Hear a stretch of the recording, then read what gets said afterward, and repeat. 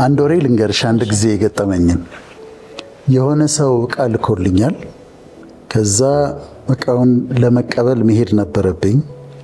መምጣት ስለማይችሉ እነሱ አንድ አፓርትመንት ውስጥ ነው ያሉት።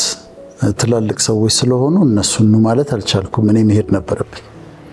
ከዛ ዕቃውን ልቀበል ሄድኩኝ። የአፓርትመንቱ ቁጥር ተነግሮኛል። ከዛ ሄጄ አንድ በርን አንኳኳለሁ። የዕቃውን የምቀበልበት መስሎኝ ነው። ከዛ አንኳኳለሁ። ከውስጥ አንዲት ሴት ማነው ትላለች። ምን ዶክተር ወዳጄ ነኝ አልላት። ስለዚህ ትክፈት ብዬ አሁንም ዝም ብዬ አንኳኳለሁ። ማነው እያለች ትጮኻለች። ለምንድን ነው የማትከፍተው ብዬ ወይ በቀዳዳ ለምን አይታ አትከፍትም አልኩኝ። ለካ የተሳሳተ በር ነው እያንኳኳሁ የነበረው እና ልጅቷ ተናዳለች። ተለቅ ያለች ሴት ነች። አክቹዋሊ በሩን ስትከፍተው ፍቅር በወፍራሙ እንትን ተቀብታለች፣ አቮካዶ ፊቷ ዲፕቲክ ነው ማስክ የተቀባችው። በዚህ ላይ ተናዳለች፣ አፍጥጣለች። እንዲህ በሩን ስትከፍተው በጣም ነው የደነገጥኩት። እኔ ምንድን ነው የገጠመኝ ብዬ በጣም ያስደነግጣል። ከዛ እንዲህ እኮ ዕቃ ውሰድ ተብዬ ነው ስለ በኋላ አወቀችኝ፣ ራራችልኝ። ከዛ የኛውን ቤት አሳየችኝ። ምን ነበር እያረኩን የነበረው? የተሳሳተ በር ነበር ማንኳኳው። the wrong door. I was knocking at the wrong door. አንዳንድ ጊዜ በህይወታችን የምናንኳኳው በር የተሳሳተ ነው። የተሳሳተ ነው። የሚገጥመንም ደግሞ እንደዚህ አይነት ነገር ነው። የምናንኳኳቸው በሮች እንዲሆንልን ብለን ፈጣሪን የምንጠይቃቸው ነገሮች ልክ አይደሉም። ቢሰጠን የሚጎዳን ነገሮች ናቸው።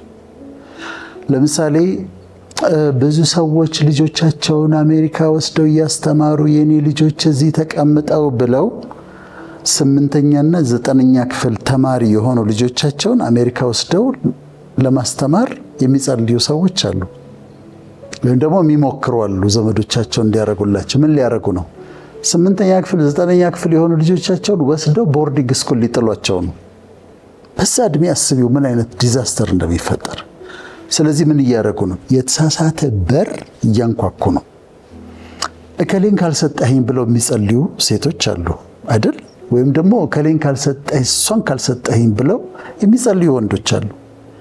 ግን ምናልባት እየጠየቁ ያሉት ነገር በጣም ከባድ ነገር ሊሆን ይችላል።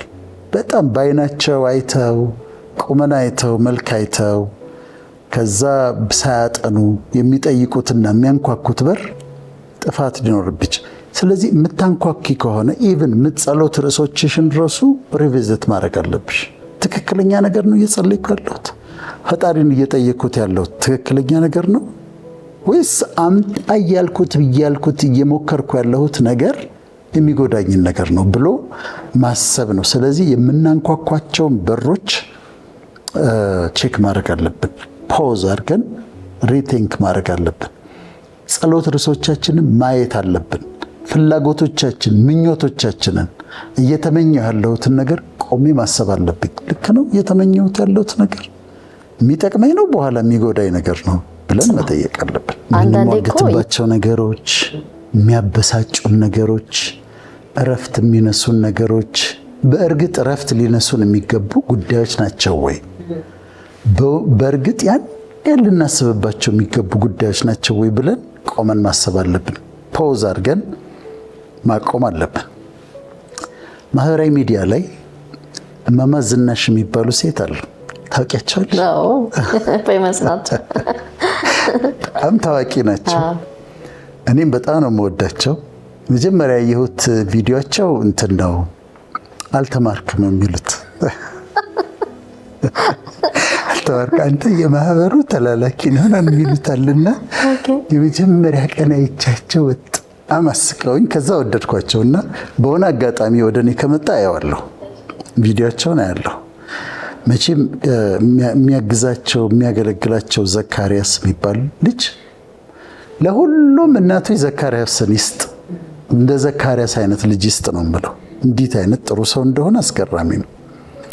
አሁን ይስቃሉ፣ ይጫወታሉ፣ ኮሚክ ናቸው። የሚያደርጉት ነገር ያስቃል። የአእምሯቸው ፍጥነት በጣም ነው የሚገርመው። አንድ ስም ከተጠራ ግን ችግር ይፈጠራል። ማን መሰለሽ? ሲያስም አንቺን አሉ የምትባል ሴት አለች። እማማ ዝናሽን የምታናድዳቸው አንቺን አሉ የምትባል ሴት አለች። ለምንድን ነው የምታናድዳቸው መሰለሽ? እሳቸው ህልም ይፈታሉ። ህልም ሲፈቱ የሚያስከፍሉት 200 ብር ነው። እማማ ዝናሽ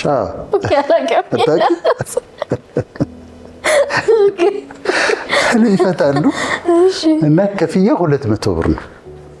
ይቺ አንቺን አሉ በ50 ብር ህልም ትፈታለች።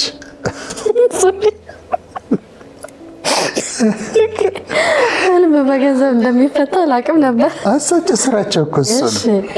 እና 200 ብር ነው የሚያስከፍሉት እሳቸው። አምጣ 200 ብር በ100 ብር አልፈታም ነው የሚሉት። አንቺን አሉ ግን እሳቸው ተፎካካሪ ሆና 50 ብር እያስከፈለች የእሳቸውን ክላይንቶች ትወስድባቸዋለች።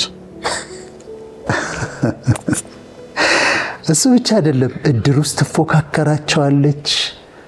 አንዳንድ መልእክት ትልክባቸዋለች። ይናደዳሉ። አንቺን አሉ ከተነሳች እማማ ዝናሽ ተቆጥተዋል። በጣም ነው የሚበሳጩት። ችግሩን መሰለሽ አንቺን አሉ የምትባል ሴት የለችም።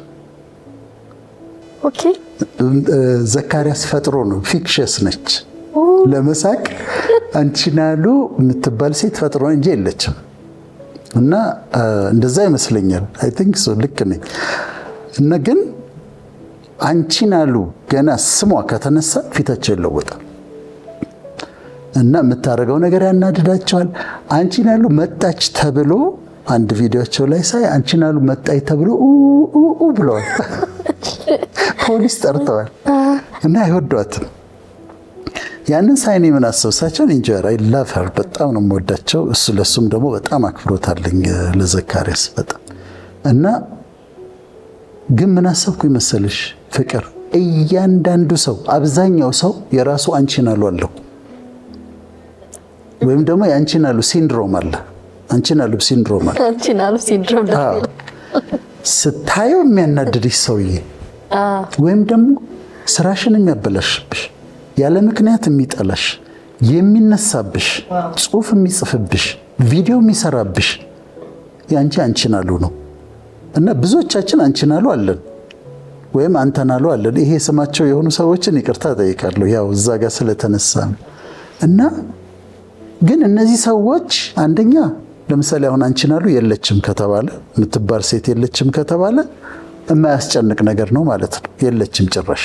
ወይም ደግሞ አለች አንቺን አሉ ግን በአንቺ ህይወት ላይ ምንም አቅም የላትም፣ ምንም አታመጣም። ቪዲዮ ይስራ፣ ጽሁፍ ይጻፍ፣ ዘመቻ ያስነሳ፣ በእኔ ህይወት ላይ ለውጥ አያመጣም። በየመስሪያ ቤቱ አንቺን አሉ አለች። ያንዳንዱ ሰው አብዛኛው ሰው የራሱ አንቺን አሉ አለች። የሚያስጨንቃት እንድትበሳጭ የሚያረግ እንድትናደድ የሚያረግ ስራዋን የሚያበላሽባት አንቺን አሉ አለች። ግን ያን ያህል ኢምፖርታንት አይደለችም አንቺን አሉ በህይወትሽ ያን ያህል ቦታ የምትሰጫት አይደለም።